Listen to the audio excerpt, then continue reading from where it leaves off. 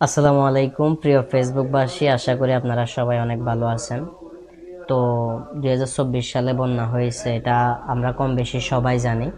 2025 সালের এই সময়টাতে এসেও বন্যা হচ্ছে। বন্যা যে হচ্ছে না ব্যাপারটা এমন না, তবে ফেসবুকে যেভাবে ভিডিও দেওয়া হচ্ছে বা বিভিন্ন ছবি দেওয়া হচ্ছে ওভাবে যে বন্যা হচ্ছে ব্যাপারটা কিন্তু এমন না। সত্যি কথা যেটা, আমাদের ফেনীতে যে পানিগুলো আমরা দেখেছি এগুলো বন্যার পানি না, এগুলো হচ্ছে বৃষ্টির পানি। বরং ড্রেনে অতিরিক্ত ময়লা থাকার কারণে কিংবা পানিগুলা কোথাও যে সরে যাবে ওই সুযোগটা না থাকার কারণে টাউনে পানিগুলা অবস্থান করার কারণে মনে হয়েছে যে অনেক বেশি পানি জমে গেছে কিংবা বন্যা আসলে অনেক বড় হারে চলে এসেছে। আসলে ব্যাপারটা কিন্তু এমন না। তবে ফুলগাজী, পরশুরাম, তারপর সোনাগাজী, নোয়াখালীর কিছু কিছু এরিয়া, ছাগলনাইয়া, এই সমস্ত এরিয়াগুলোতে কিন্তু অলরেডি ইতিমধ্যে বন্যার পানি দেখা গিয়েছে। কিন্তু ফেসবুকে যেভাবে অনেক বড় আকারে দেখানো হচ্ছে অতটা বড়ও না। তো আমার মনে হয় যদি বড় আকারে হয়ও আমরা সবাই আতঙ্কিত না হয়ে যদি সতর্ক হই, অন্তত পক্ষে 2024 সালে আমরা যতটা ক্ষতিগ্রস্ত হয়েছি আমাদের আসবাবপত্র দৈনন্দিন জীবনে চলার ক্ষেত্রে যে জিনিসগুলো আমাদের ক্ষতি হয়েছে ওই জিনিসগুলো অন্তত আমরা বাঁচাইতে পারবো।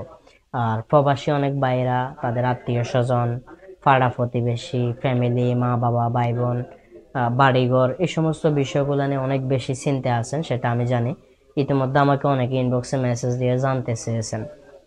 আমি যদি আমার বর্তমান অবস্থান যেখানে এখানের কথা যদি বলি, আমার দোকান হচ্ছে সোনোয়া নতুন বাজার, বাড়ি হচ্ছে সোনোয়া কোম্পানি বাজার। মোটামুটি 4.5 কিলো থেকে 5 কিলোর একটা দূরত্ব।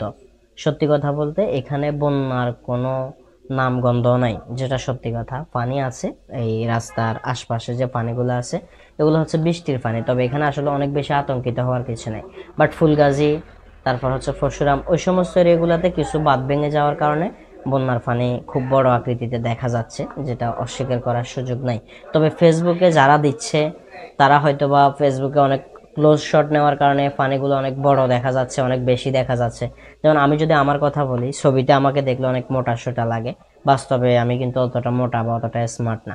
প্রত্যেকটা মানুষের ক্ষেত্রে আপনার যদি বিশ্বাস না হয়, আপনি আপনার হাতে থাকা স্মার্টফোন দিয়ে একটা ছবি তুলেন, দেখবেন ছবিটা আপনাকে অনেক মোটা সোটা অনেক সুন্দর লাগতেছে, বাট বাস্তবে আপনি তার থেকে অনেক অনেকাংশে কম।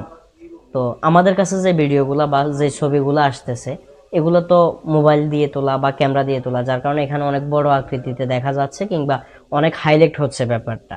বিশেষ করে প্রবাসী ভাই যারা আছেন তারা চিন্তা করার কিছু নেই।